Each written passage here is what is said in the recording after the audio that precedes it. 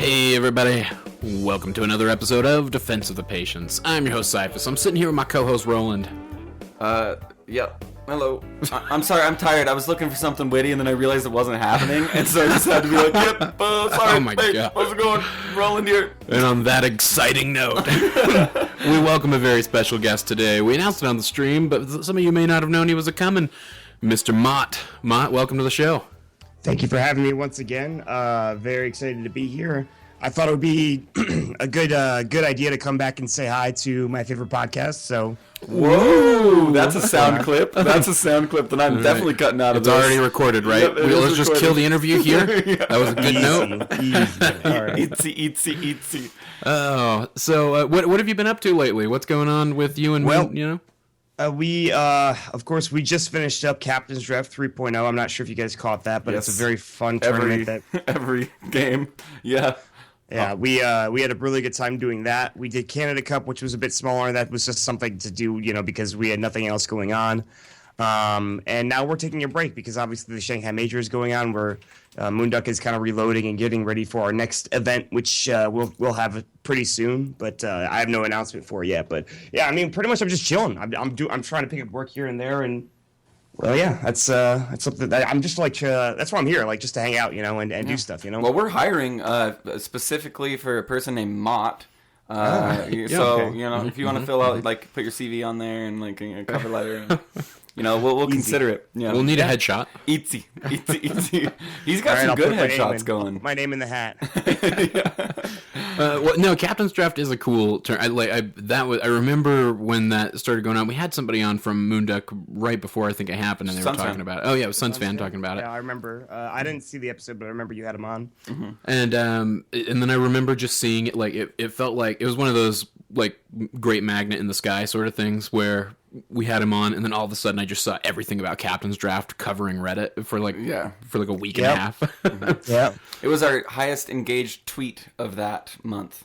I was looking, dude. I was like Inspector Gadget on the computer last night, like checking trends, like trying to. Yeah, that's fun actually. Sometimes to look at your engagements and what you get with your tweets. I don't know. It's enjoyable. Oh, it is cool to be like, that was a fucking good tweet and 4 people saw it. Really? Come on. It took me at least 3 minutes to write that.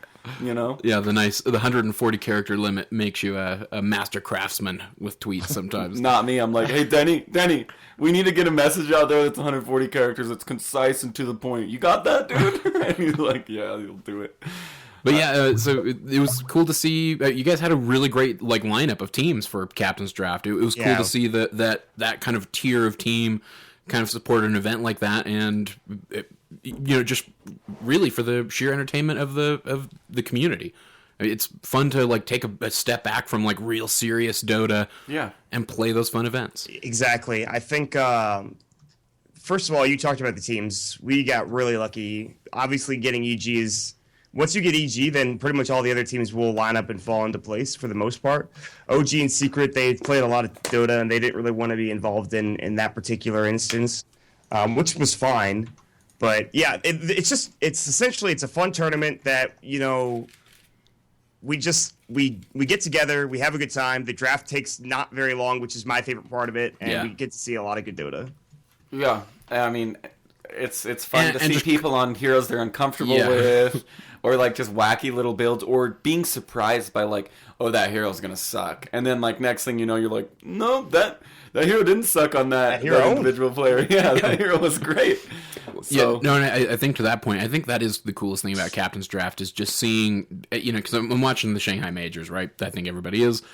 You are seeing I'm not, actually. Oh really? I haven't seen a single bit of it. Should. There have been some really great games.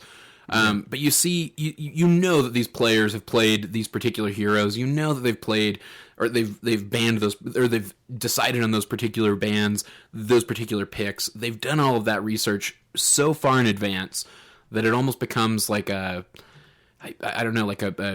step-by-step play that or a predetermined step-by-step play. Autonomic almost. Yeah. This gets banned. It's kind of like a flowchart. Like if this doesn't get banned, then we move on to this, then this gets banned. If that gets banned, then we move to step 4 where this doesn't get banned, then we pick this. Like there's a flowchart to it. And then it's all very predetermined.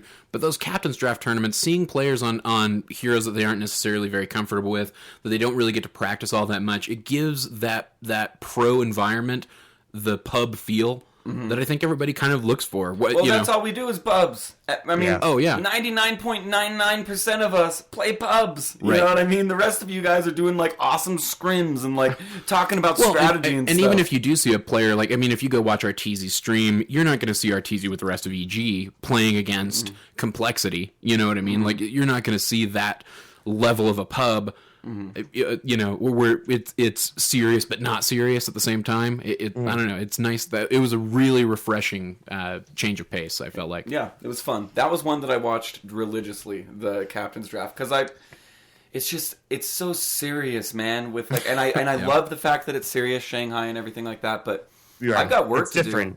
I've got school to do. You want to hang out. You want to have fun. Maybe have a beer. And hear Slacks say some really dumb shit that's funny. I don't know. Yeah. Oh my God, he's been on a tirade lately with my favorite. Did you guys see all of the video content that we pumped out? Because we did a lot of it. Yes. I haven't seen a ton of it. Mostly what I saw was Slacks. Like I saw his stat. Saw his nighttime of his secret. His secret the stat. house tour. The house tour. The house tour. Yeah. The house tour where he's like, ooh, and it's just a flashlight, and you're looking at like a million rock stars or monsters. I don't know what it is. It was monsters. Monsters, and he's just like, oh, like it's just Slacks being Slacks. I was in that video and I was creeped out. I was like, what the hell? Do we have to keep all the lights off, Slacks? And he's like, yeah, shut up. Yeah, that was fun.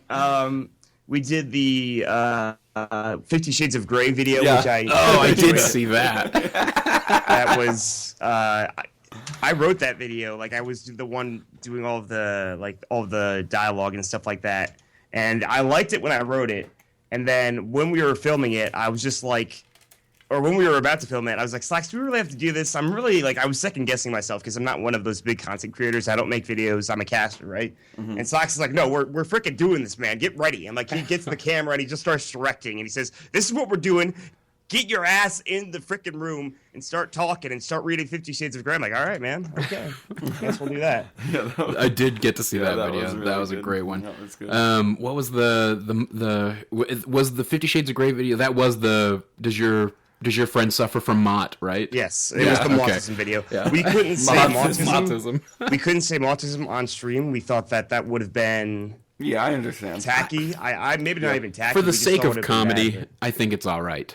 Yeah, I mean, they have a big Twitch channel. We don't. We don't. Sure. Yeah. Everyone's like, you should have just said Maut. And I'm like, listen, man, I wanted to. Don't get me wrong, I really did, but I would much rather have our Twitch channel not get banned or have a warning come out from Twitch or have YouTube get all pissed off at us. I mean, obviously those things probably wouldn't have happened, but. I'm just glad that everyone enjoyed the video. Better safe than sorry. Exactly. You know what I mean? You can say Mautism when you're not, doing that. But yeah, no, it was good. We try and shy away from those really sting words. I'm on a campaign which is wreck, not rape. Because how often do you hear rape in games? I raped that dude, and it's like, no, you wrecked the guy. Okay, it's getting better. I think that word is starting to fall off a little bit. Which thank God. Yeah. And then retarded. I always try and fix the retarded to, can't we just call it a bad play? Can't it just be a bad play? Or stupid. I'll say idiotic. I think or idiotic. Idiotic's fine. Yeah, I like idiotic. Idiotic's still a little stingy, which is fine, because it gets the point across, but it's not as harsh as, like, you're a fucking retard. That's a little too much. My favorite word to call somebody who's just doing something really, really dumb in a Dota game is fucknut. That's my new favorite. See, I don't rage. I don't rage. Like, I've seen Denny rage. Denny says he doesn't rage. He does rage. I don't rage often. Okay, but when you do rage, you rage. Okay? I have a happy-go-lucky attitude on Dota. Oh, yeah. I do. I absolutely do. I'm, like, not even lying. The stream's been there for your moments. I've seen some good ones. Go back to recent broadcasts. Like, I'm like, oh, we lost. GG, guys. Do you guys want $20 Steam gift cards on the other team? Yeah. Who wants them? Like, let's do a raffle. Are you a rager, Mott? Do you have a rage? I used to. I still do. I think if any of my friends that play Dota with me are listening to this, they're like, yeah, Maut has some problems. Maut has like I'm generally a nice guy when I do anything but play Dota or video games in general. But holy crap, if I play Dota and the worst thing is if I'm carrying and I'm in the safe lane and I'm not getting the farm that I need to get, that's just That's your fault, bro. That's your fault. No, that's the fault of the supports that aren't like if I'm against an aggro dual lane and somebody decided to jungle and my support's not helping me out, I will get mad. Look, because I know what I can do when I can get the farm. Some might call you an expert, okay, on like this, but I'm gonna go ahead and disagree with everybody who thinks you're an expert when it comes to that. It's your fault if you ain't getting the last hits, man. Yeah. Roland knows it. I CS fine. But if they're hitting me, and if I'm actively getting destroyed, I can't walk up in the last hit. Otherwise, I'm going to die and feed. So I just have to sit back and then Spectre? get an Iron Talon. And I mean, I pick whatever. Spectre or whoever, Slark, honestly. Like, I'll play whatever carry.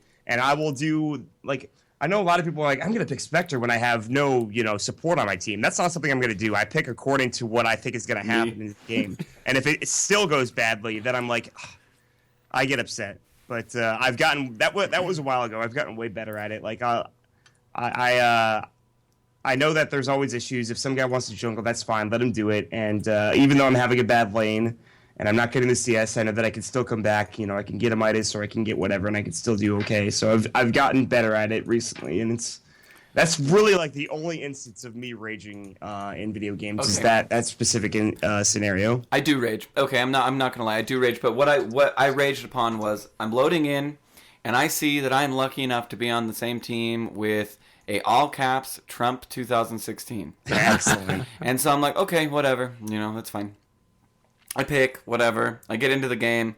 And the first thing he says when mics are opened up and we're in our fountain buying our starting items, and I can't even say what he said because it was so horrible, but he said, "Yeah, I remember. I can't wait for Trump to get rid of all these N's out of this country and all of these S's out of this country," referring to African American and Hispanic people. And before I muted him, I said, "I want you to know that I hope you rot in fucking hell." And then I muted him. And I muted him and report, yeah. And then I got him the very next game, and it wouldn't let me report him again. You can only report once. Like, I got him 2 games in a row on the same team with me. It's fascinating how often that happens. And I couldn't report him again. It didn't even give me the option. That's rough. And it's like, that dude, like, I don't even care. Like, I'm taking Dota out of it. How he played. He actually was good at Dota. He actually, like, probably carried that game. I don't give a shit. It was the person that was behind that I hated, and that's when I rage. It's usually at the idiocy. Well, I remember I remember tuning into the stream for that game specifically. That was not on stream. Yes, it was. It was? I watched that game on stream. That's how I know that happened. Oh, okay. I remember him saying at one point towards the end of your first game with him, because you hadn't muted him yet. Or maybe it was right before you muted him. But anyway, regardless, he was talking about how, like, if anything gets across in this match, the only thing he wants anybody to know is they need to vote for Trump. And if you're not going to vote for Trump, don't vote at all because we don't need you. Right. So was he trolling or was he? No, he was just for real. No, this guy was absolutely 100% on board fanaticism on Trump for 2016.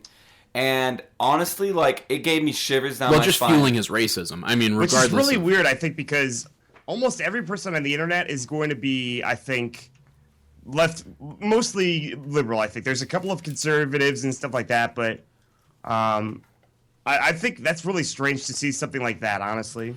Well, the outright racism feels all over the place. Well, I actually was going to go a different direction. I feel like outright racism is rare in, like, direct communication. If I'm talking to you in one game, one-on-one, I'm not going to be directly racist. But when the game starts, I see so many people all chat, "Good luck, you stupid effing N's." Well, and it's like, you know what I mean? It's like most of those people are trolls, and I don't know, man. Like, it's horrible. I would like to think that most of the people online are liberals, but I guess we get all sorts. I don't know. It's tough. It's definitely an area where the world, congregates. But I don't know. I feel like when somebody's directly communicating with you, it's rare for them to outright spew racism. That usually that's like relegated to the to tell comments his mom. thread of like, you know, political articles and YouTube videos or sites dedicated to racism. You know, I feel like that's where you typically see it. But to get it, you know, in a one-on-one interaction with a player in a Dota match. And I'm just like, dude, like, I had nothing else to say other than, like, you, like, almost, you, like, made me vomit in my mouth because, like, of the lack of humanity that you have. Yeah. Like, you know what I mean? Are you kidding me, dude? And he's like, if people were trying to come across the Canadian border, we wouldn't even be talking about racism because they're white people. And it's like, trust me, Canadians are fine where they're at, dude. They don't need our bullshit, okay? They're fine where they are. They're over there because of guys like you. Yeah, exactly. So let's change topics. Yeah. What's it like working with Moonduck now? Because that's a recent transition for you. It's been pretty incredible, honestly. I think the biggest thing for Moonduck is that we wanted to, number one, have a studio where we all felt comfortable. We all wanted to have a lot of fun, and we wanted it to be different. We wanted it to not be super professional in a lot of instances. We can be, and I'm kind of that professional influence because, you know, Suns fans, Slacks, all those guys, they're really funny. But I'm probably the guy that's the professional caster for, at least for play-by-play. But we wanted to do something fun, so we got the studio together. We got a couple of good tournaments going. And then we wanted to be treated fairly in terms of what we thought was pay and casting in general. So it's been a lot of fun. I mean, these guys are all my friends, right? Every single one of them. So it's really, to number one, have a company that you really enjoy working with, and number two, with it being your friends, it's been pretty goddamn amazing. So I can't really complain about it. Yeah, it's cool to hear you say that because that's like the number one response that I feel like we hear from guests, and particularly with the Moonduck folks, is just how friendly everybody is, and not just how friendly everybody is, but how much they are all actually friends. And yeah, you know, how you guys have actually made a bond with one another. Like, yeah, we can all pretend that, like, when we go there, that it's like, oh, hey, how's it going? It's so nice to meet you and whatnot. But it's like, I'm not going to go get dinner and, like, bullshit with them after. But, like, you guys, it's pretty obvious with the skits that you do, with the way that you guys interact and whatnot, that you guys respect each other's opinions and are friends. And that's really cool to see. Yeah. I mean, it helps that we've known each other for a long time. And a lot of that friendship also has to do with Slacks and all those videos and stuff like that. Would we still do videos if we didn't have Slacks? I think we would. But to have what we have going on right now, a lot of that has to do with Slacks. A lot of people think he's just some random quirky guy.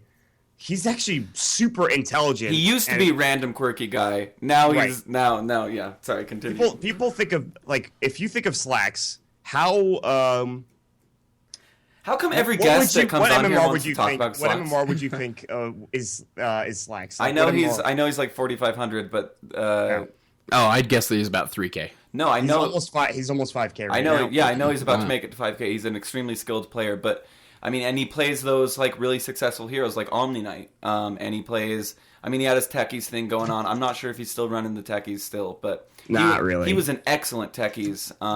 His bomb spots were really, really creative. His way of thinking was really, really smart. His Omni Knight play, I've personally seen a lot of them, and yeah, no, he's a 5K player. Like, he's not a 5K techies. He's a 5K player. Right. Yeah. You know what I mean? He's pretty good. Yeah. So, and that's like I said, a lot of it comes down to I think Slacks kind of getting us together and really just making sure we do all this crazy stuff. But it's a group effort, obviously. Oh, definitely. I don't know, man. Like, I can't really explain. Moonduck's fun. I don't know if I have any of the real answers about it. Well, no, I think that's kind of what you expect to hear. It's nice to hear that you guys are, enjoying the work that you're doing that much. Oh, I knew it'd be fun the second, because Zayori came on the show one day after it was announced. Zayori came on and talked about Moonduck, and this is you were on the roster at this time. No, he wasn't. Yes, he was. Yeah, Maut was on the roster from the start. I was from the beginning, yeah. Okay. Maut was on the roster from the start. We just hadn't had Maut on since he's been on Moonduck. That's the thing. Oh, gotcha. He just hadn't. He was day one roster.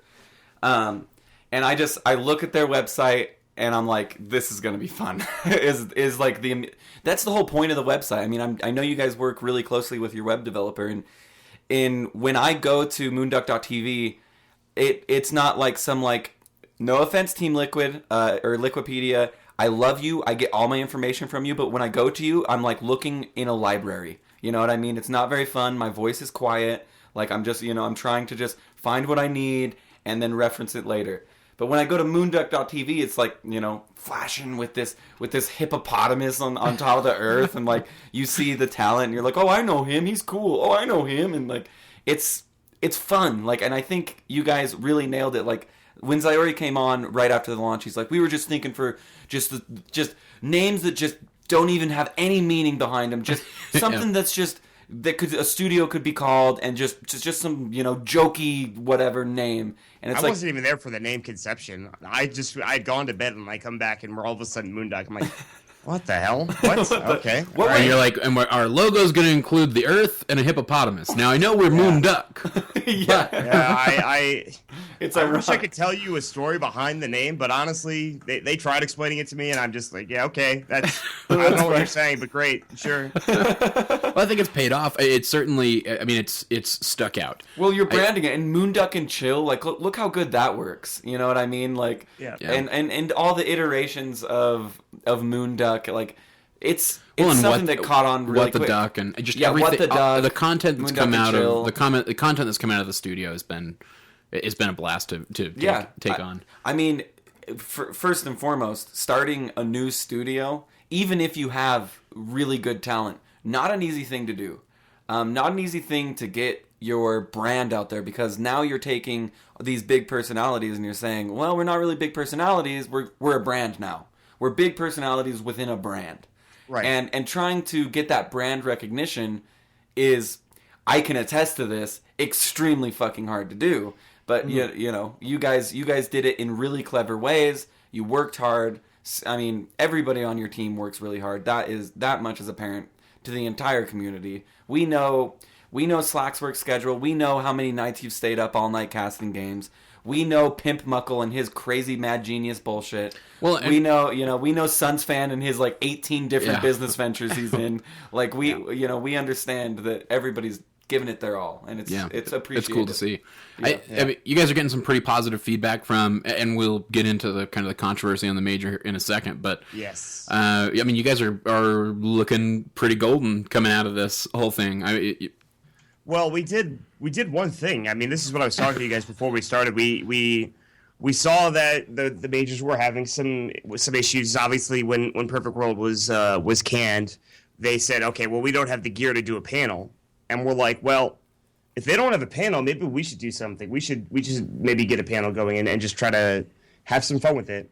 And I was like, that seems kind of, I wasn't super down with it, I'll be honest. I thought that was a little disrespectful. Yeah, exactly. Yeah. I was like, I don't know about this, but we got on, and everybody just puts a suit jacket on and a shirt, and we sit down, and we start having fun. And we did a total of like 3 hours before the panel came back on for the majors.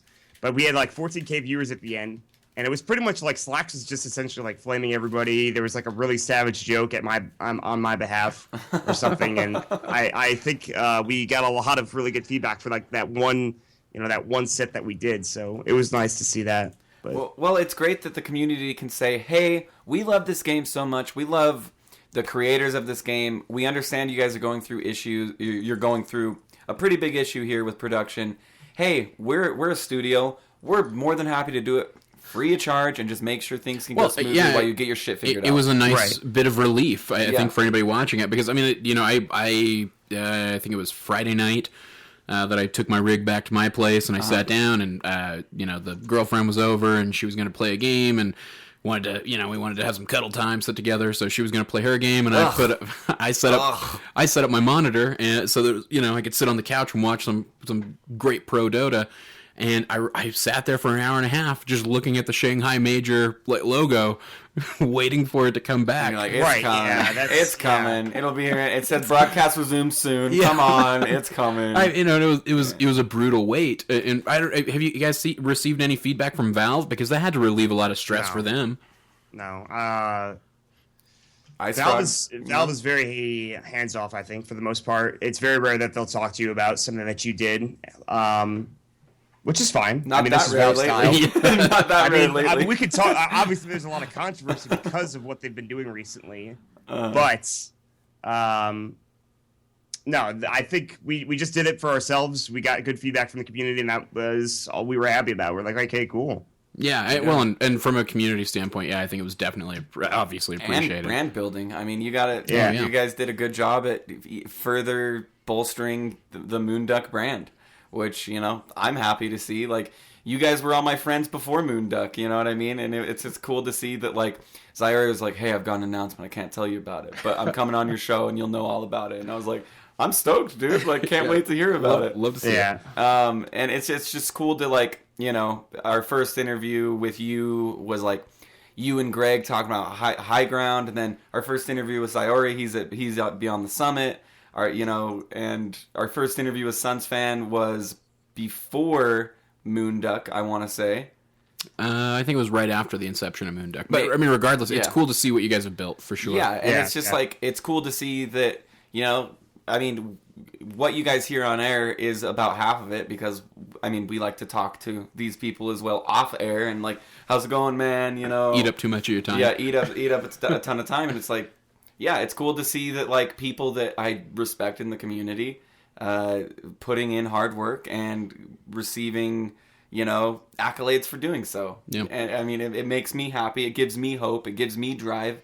It gives me motivation on my own brand. Yeah, and I think that's kind of I think that's a big takeaway. I like that you brought that up. Like from Moonduck, for, you know, there's this generation of people, and some of them listen to the show and communicate with us, and they're trying to find their niche as well, and seeing you guys kind of branch off on your own and find success and find that positive reception from the community, I think is inspiring to those who are trying to do the same thing. Yeah, Moonduck, we could talk about it all day, but we're just happy that it's going well. So that's Moonduck in a nutshell. Well, let's move into the controversy, into the Too Good thing. Sure. I don't want to shy away from it. Like, I just want to ask Maut a question before we get into the controversy. Maut, were you a big StarCraft 2 player? I played a little bit for sure. Okay. Did you like follow the scene and like? I did. For a little while, for for when Wings of Liberty came out, and for a couple of years. Well, not even years. For a couple of months, I was really into it. But okay, so this was my game. This was like my shit. I'd wake up. So I was under the strong belief that I didn't like to go to school without having at least 2 StarCraft games on my brain, because I felt like it made me It made me function better. Like I felt like I could think quicker, because StarCraft is a game of quick reaction and you know, making sure that you're very aware and all that. And so I would wake up early and make sure that I had enough time to get into StarCraft games, which was about 1/3 of a Dota game, and it was a blast. But the biggest thing, and this has been brought up on the show, is that I enjoyed watching StarCraft a lot, and I may or may not have said that I enjoyed watching StarCraft more than I enjoy watching Dota. I may or may not have said that. That's fair. I can see that. And of course, Too Good being around at this time, I watched a lot of, you know, the work that he put into StarCraft, and I thought he was a funny, edgy, you know, a guy that kind of brightened up something that can be monotonous. Because StarCraft, he's doing the same build again. Oh, there's a slight variation. He's dropping a medevac over on the north end of the map instead of the south end of the map. Like, it's nice to get somebody that's like, you know, is super confident in themselves, doesn't really give a fuck, honestly, about what anybody else has to say. He's going to say what he's thinking, and that's what's going to be said. And I appreciated Too Good for that a ton. And then, like, I started playing Dota, and Too Good, I know he was doing, you know, the good studio and everything and all that. But really, I wasn't around for TI2. I barely was around for TI4. I wasn't. Yeah, TI. You know, I would say TI4 was the first TI that we ever actually paid attention to, though. But I hardly paid attention to it. Enough so that you were pissed whenever You spoiled the winners for me, but like at that point, I mean, it was TI5 that really got me. Like, well, sure, we were there for TI5. We were there and everything. That helped.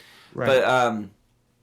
But I appreciated his work and everything like that, and you know what? I can understand the edginess. It doesn't come across. We'll use every guest that comes on. We need to preface this for anybody out there who may not know what the hell's going on. Too Good was hosting the Shanghai Major. He was fired by Valve That much is very obvious. There a Reddit post from Gabe Newell about it, where he referenced Too Good as being an ass. Too Good followed it up with a Reddit post kind of outlining. I mean, 16-page Reddit post. Yeah, I mean, I read every word. A long post. His issues with perhaps the event, Valve in general, and things of that nature. And some guy named Ari, or like Ali, or something like that. He kept Ali. Okay, I kept referencing this individual. So I don't know. Initially, so Roland, and a little bit of catch up for you. Roland and I were discussing last night whether or not we were going to talk about it on the show because, it's kind of like everybody knows about it already. And I was like, is there really does our audience really need us to reinforce? Do you want to beat a dead horse? Yeah, it's like the horse is already mangled and dead on the floor. It's like, are we going to pick up a bat and I don't want to get into the controversy of who you side with or wrong, whatever. Yeah. Sure, but I do think that there's a grander takeaway from all of this, and I think that it represents this cultural shift in esports, or at least a cultural shift that Valve is trying to take on. With the implementation of the majors, with the implementation of team lock or roster locks, with the new format and the new heavy-handedness that they've kind of had over the last year of getting involved with everything, I think it represents a cultural shift from the old school thought of esports, which was, hey, we do whatever the fuck we want, we say fuck, we use foul language, we use lowbrow jokes. We do whatever that. Yeah. Highbrow. Well, a misnomer. He didn't mean to. But regardless, that's how we are. Mm-hmm. We exist digitally. We exist in an uncensored world, and we do whatever the hell we feel like. And then there's this other side of esports that would like to take on a more professional stance, and I assume it's because they want to make it. Yeah, and they want to make it more, I think, presentable to wider audiences. And I would say Coddle Guy is a pretty goddamn good face for that. Right. I think he is the white knight of making this a professional scene. And well, it's the good thing about Dakota is that he could do that also while being funny, and that's the same thing for a lot of hosts, I think, too, like Red Eye and things like that. But and Zyori, Zyori, Red Eye is really good. Yeah. Moon Meander. I haven't watched many games, but I've watched some on the couch stuff, of course, since Too Good's been let go, and how they're handling the new host position. And Moon Meander coming in there, God damn it, he got me laughing, dude. He's a really funny guy and really good at Dota. Moon is funny. Yeah, exactly. But I mean, you know what I'm saying there, though. I think there's I think that the bigger takeaway from all of this, the grander discussion that I would hope that this provokes is that cultural shift. Do we, is there? I don't know. Where do you fall on that, Maut? Do you feel like we should be clinging to a little bit of that identity of the old school way of thinking, or is this, is this just an inevitable move forward that kind of has to be made? I don't think it's an inevitable move. I think it depends firstly on really what Valve wants to do. And I think some people at Valve really value the sport aspect of what we're doing. I'd rather not have that move forward. I'd rather... I consider myself pretty professional when it comes to casting, but it's kind of just boring. If you're always professional, if you're always doing that, then you're not having fun, you're not making jokes, you're not, and that's really half the fun of Moonduck, is what we do is just fun. And Shanghai Major, at the beginning, it was super serious. And Too Good was doing pretty much his best, I think, to keep it lighthearted and fun. And some of his jokes obviously were, I was thinking, I'm that's probably a little too much, honestly. But, you kind of have to do that in order to, I think, make it easier for everyone else. It became, all of those people, all of those casters and commentators and analysts on the panel were, they're all friends. But it's just so serious, and it's so tough sometimes to be able to just go on there and just have lighthearted fun. And so Too Good was doing his best to make sure that was easy for everyone else to be able to enjoy the panel, to be able to, I think, have a good time and not worry about anything. I think he needed to do that, and I'm glad he did that. But he did it in such a way that he didn't really leave himself any breathing room. He made too many really ridiculous jokes, and that cost him, I think. But it's tough. I'm really glad he did what he did, though. Yeah, so yeah, the big shift being, can't we, I don't know. I'm not a big sports watcher, but a lot of our fans are.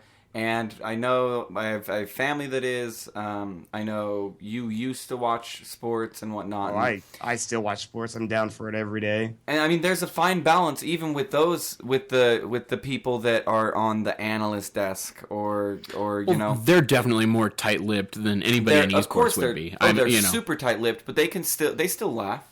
They still have a good time. Yeah, right, but the jokes that they tell are not, and some of that's because of like FCC regulations. Jokes. Right. Yeah. I mean, you're never gonna, you're never gonna see an analyst on ESPN, make a reference to their, pre-Super Bowl, masturbation habits. No, that's not gonna happen. No, it can't. No, it cannot. And I think, since the start of Defense of the Patients, we've always held pretty high standards for the esports community in that we kind of do need to grow up because we are all growing up.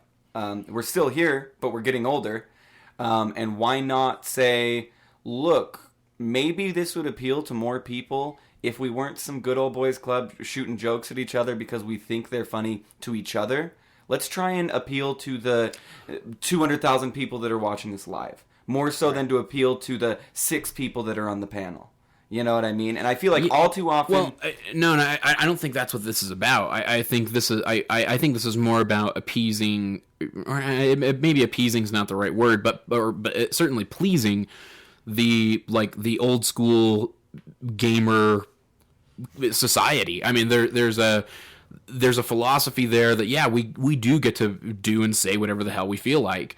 And we can be crass, and we can say anything. We're uncensored, and I think that's a huge element for that viewership. I think it's a huge element of their identity, and how they view the identity of the community and how they've gathered their fans.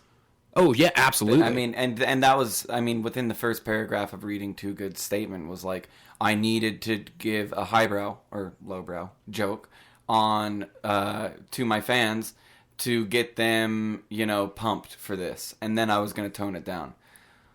Okay, I'm going to be honest, I watched that whole entire thing. Of course, I did a shitload of research on Too Good. Too Good declined to come on the show. That's unfortunate. We understand. He said now is not the right time. Too Good, I disagree with you. I think now is the time. But that's all I'm going to say on that front. But anyway, he did start off with a lowbrow joke, a really low-hanging fruit joke, that did get people laughing and made people feel comfortable. But then 3 or 4 more came. And that's when it was like, I think one was enough, man. Like, now let's get into a serious hosting. Like, look at Chobra. Look at Chobra at some of the ESLs. Look at Paul Challoner or Red Eye doing the International 5. I mean, he's making jokes. He's pointing fun at people. He may not have even the best grasp of Dota 2 in the world. I mean, Red Eye doesn't really have the best grasp of Dota 2, but he's a good host. He can get people talking without using, dare I say, once again, low-hanging fruit. I don't know. Maut, do you think there's a way, or do you think maybe we just haven't found like that perfect balance of maintaining that old identity and the new movement forward with professionalism? I think most of us have found that balance. I think a lot of Dota players, commentators, and casters have found that balance. The problem for Too Good is that he hasn't been to an event in 2 years now, and he wanted to maintain the same style. And the biggest issue was Ice Frog told him to be himself, and he was himself, and I don't know if there were any real warnings to him getting kicked off the panel, which is, I think, the biggest issue. Sure, if you want him to stop, you Too Good has reined it in before. It's not like Too Good is just somebody that just like goes out there and is like fuck, shit, masturbation. He doesn't do that. He's a host first and foremost. He wants to have fun though, and he will rein it in if he is told to rein it in. Obviously, a lot of people are probably thinking that it shouldn't be that way. Like, he shouldn't be doing that stuff in the first place, right? But I think if they had just talked to him, if they were just better about it, if the major was just, I think, a little bit more tightened up, this wouldn't be an issue right now. Okay, yeah. I have a question to... Okay, Maut. Let's pretend I'm your dad. Okay. I'm just gonna pretend I'm your dad, and it's prom. It's weird. It is weird. It's already weird. It's prom night. Okay, it's prom night. All right, and your date's gonna be here in a half an hour, and you're really nervous, and you're talking to your dad, and you're like, Dad, I'm really nervous about this, and I'm like, hey, son, Maut, be yourself. Does that mean that every time you stole my car, every time that you egged other houses, every time you've gotten mad at me and sworn at me because I'm an asshole dad, does that mean that I'm telling you to be yourself in that fashion, or am I saying be yourself, be confident, be charismatic? Don't you think the be yourself means be yourself, be comfortable, I don't know. be charismatic? That's the way I took the be yourself.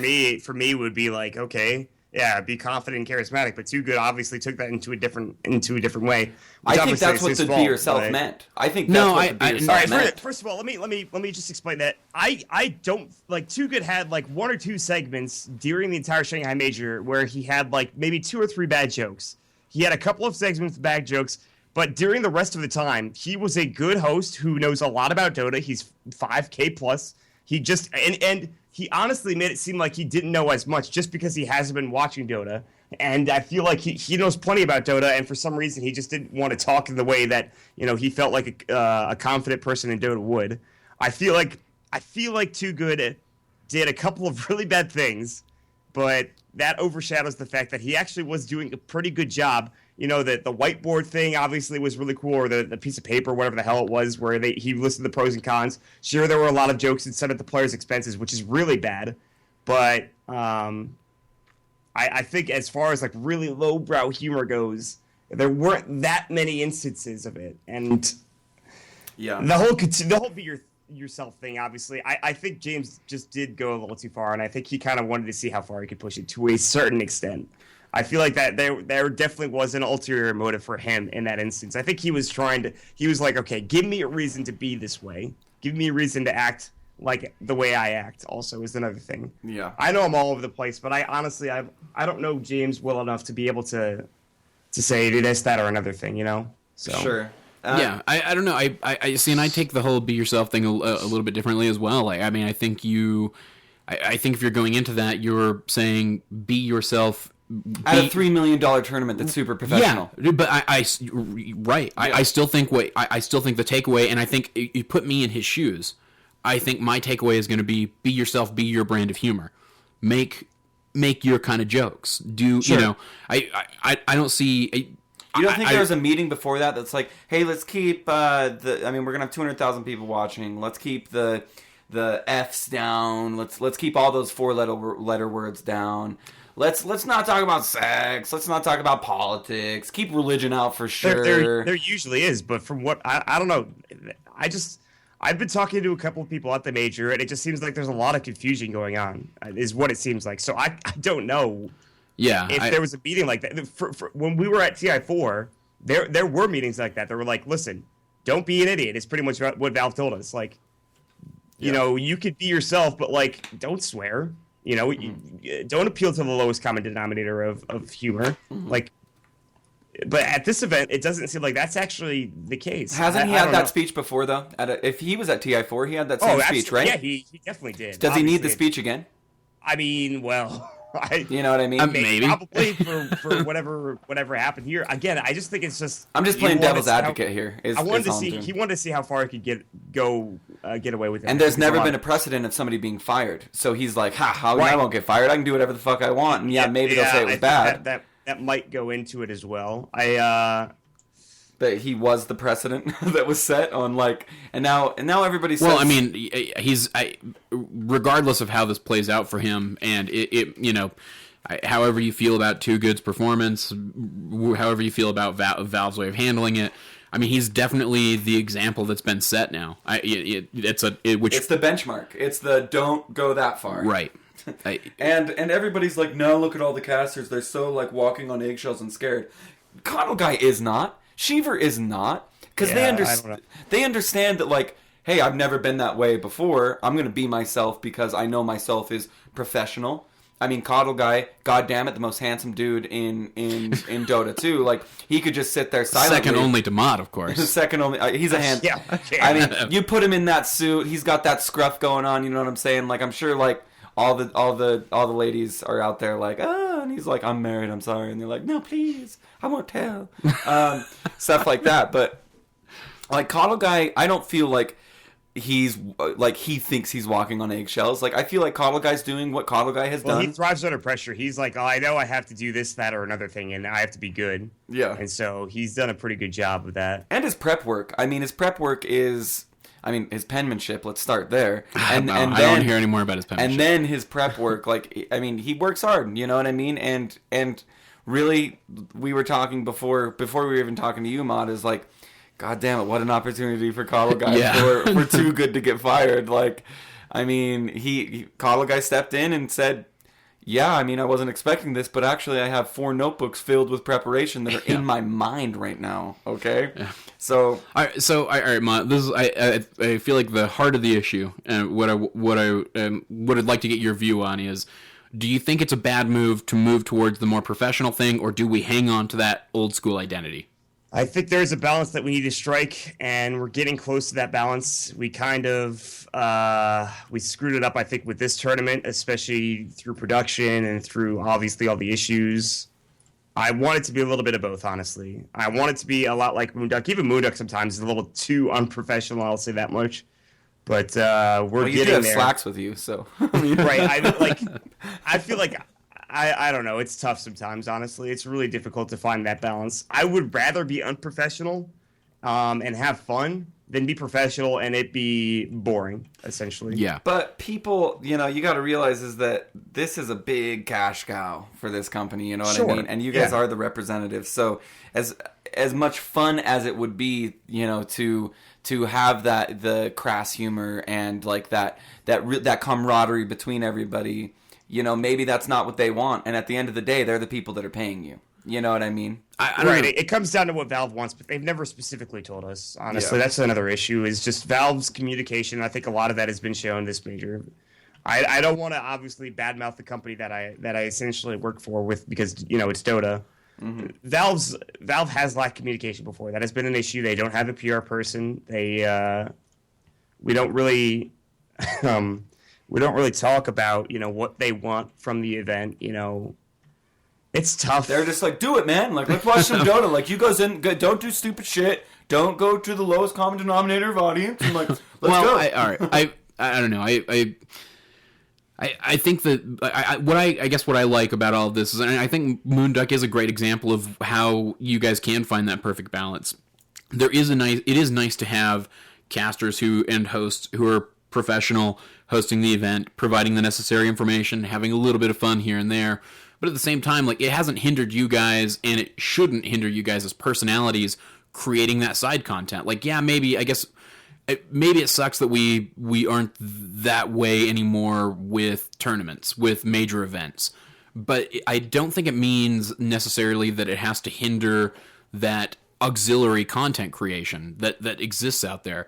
If Sir Action Slacks and Maut want to make a funny, stupid video for Moonduck, they can. And Valve's not going to be like, hey, please, on your own brand, don't make stupid shit. They can't do anything because that's your property. And I guess I hope that it doesn't I hope that the move towards professionalism doesn't extinguish that sort of creativity, that sort of entertainment. It won't. It will not do that.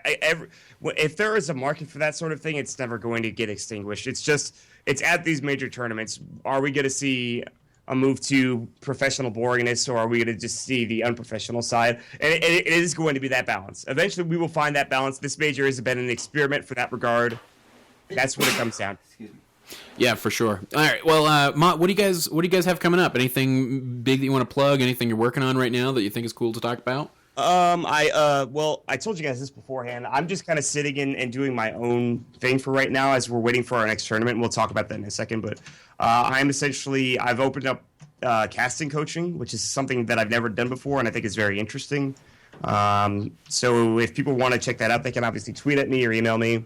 Well, we need to get you a website so people can sign up and you can have a schedule because you're going to get filled quick, dude. I doubt that very much, but I appreciate the gesture nonetheless. I don't doubt that very much. And I know that I would love to pay for like a crash course on casting. No, I'm serious. Well, it's tough. I mean, because there's a lot of stuff that it's hard to just figure out exactly the schedule and how to do it. But how do you teach that? Or do you just throw them into bot matches and say cast bots? Well, that's one way. There's a lot of other things. Obviously, since we've been doing this for a long time, we have, like, all the casters have some tips and tricks on how to actually get better.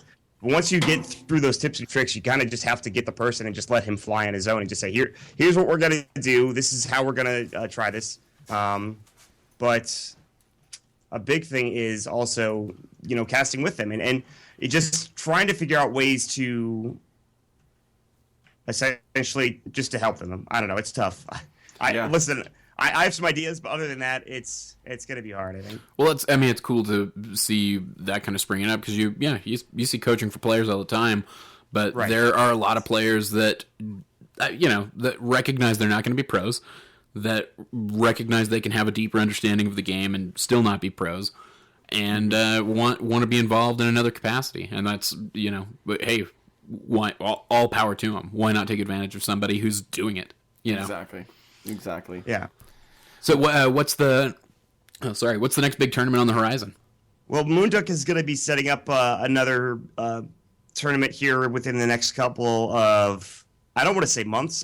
It'll probably be 2 months maximum is the next time we have another tournament. We don't know exactly what we're going to do, whether it's going to be captain's mode or something else. We have yet to actually decide that. We'll wait and see what that's going to be. We will have something coming up here in the near future. We're getting a couple of sponsorships. We're making a deck just to make sure that we have the viewership that we need to have, the sponsorship that we need to have. So as for me personally, there's not really any other tournament besides the Moonduck stuff that I'm thinking. I mean, probably another Canada Cup will come soon, but it's going to be a while. And other than that, it's really hopefully just be streaming. I think that's really it. Streaming, endorsing, casting, coaching, networking, constantly. Networking, yeah. I mean, it's always about that. Yeah. Oh man, it's a lot. Like, I don't know how people do it as one person. Like, Defense of the Patients now officially has like 11 people, I think. Yeah. And we're still like, oh, all right, we're all tired, I know, but let's just rally a little longer and get things going because we're really trying to do a lot of community outreach type stuff. But the way that some of you guys have been able to just pop to the top doing it all by yourself, I mean, it requires some dedication for sure. Well, right. 4 years, and I finally hit 10K followers just like a couple days ago. So. Oh, nice. Yeah, no, that's a huge mark. I can't wait for the 5-digit mark. Yeah, that someday. Yeah, someday. All right. Well, Maut, thanks for coming on the show. It's fun every time we've had you. I hope you come back again and just bullshit with us. I love hearing your perspective on, unfortunately we had something crazy controversial happen to get your perspective. Before we even asked to have you on the show, you were like, hey, it'd be fun. Yeah, let's all bullshit. And we're like, great. And then this happened, and it's like, all right, well, we're going to talk a little less about you, Maut, and a little more about what your opinion is of this situation. A little more actual discussion. Which I guess it worked out pretty well because I wanted to hear your opinion on the whole matter. You know more about it than I do, and you're better connected to that scene. Yeah, so it's been very interesting talking about it, and thank you for coming on, Maut. Thank you for having me as always, and I really look forward to seeing your shows, and obviously some of the guests that you have on is pretty exciting. So yeah, thanks guys. You're the exciting guest, man. What are you talking about? Like, I'm super excited we have you right now. Yeah, I am. Blast. I mean, I remember when it was like when Greg Laird's like, I might be able to swing Maut. Like, to get Maut to come on the show the first time, I was like, dude, the voice of NA. Defense of the Patients. You were really excited. You were really excited. Coming on the fucking show, the voice of NA. So it's cool to see, to just have you on in a semi informal way. Yeah. Well, and good luck with Moonduck and everything. If you guys want to find Maut, he is at Maut Dota on Twitter. Maut spelled, people already know, MAUTDOTA. Yeah. And he's also on twitch.tv/Maut Dota 2, where, the aforementioned streaming. Go check it out. See what he's doing. Are you going to be streaming any of your, coaching lessons? I have to ask the guy. I don't think so. Maybe I will, depending on how he feels about it, but we'll wait and see. Sometime I will, but not today, probably. Well, tune into his Twitter and his Twitch to find out what's going on and what's happening there. Of course, Moonduck at Moonduck TV. Follow them to find out what's going on with the studio at large. If you guys want to find us, we are defenseofthepatients.com. We're at .p_show on Twitter. That underscore. I like it because now everybody that's involved is like Blackheart _ .p_Blackheart and like .p_Wazoo, .p_Cyphus, .p_Roland. Like, we're creating something. Oh, with that okay. underscore. Sure. Okay. Yeah, you guys are at a pretty exciting time in your growth and development. It's pretty cool. Yeah, it has been fun. The last couple of months especially have been a blast on the show. I would say February especially has been the craziest thing I've ever seen. Yeah, all of a sudden it kind of blew up. I suspect, I guess the Shanghai Major prompted people to be interested in podcasting. It was before that. And it was just, Anyway. It's because we were telling people, like, Maut's going to come on the show. You know what I mean? All right. Holy shit. I'm supposed Roland to gush. likes to gush. I'm supposed to gush. That's my job. That's your identity now on the show? Yeah, my identity. That's what I'm going for. We'll change it. We're gonna have a little Hey, you're not going to work on meeting. my personality, okay? You can fire me from .p if you'd like, but I will definitely get it to the 5th page of our Dota. First, Roland. We've had issues with Roland in the past. Anyway, we're at .p_show. Search Defense of the Patients on Twitter, Stitcher, all your favorite, or Stitcher, iTunes, Stitcher, all your favorite podcast apps, and email us at defenseofthepatients@gmail.com. Again, thanks for tuning in, and Maut, thanks for coming on the show. Until next time, this is Cyphus for Roland and Maut saying good luck and Godspeed.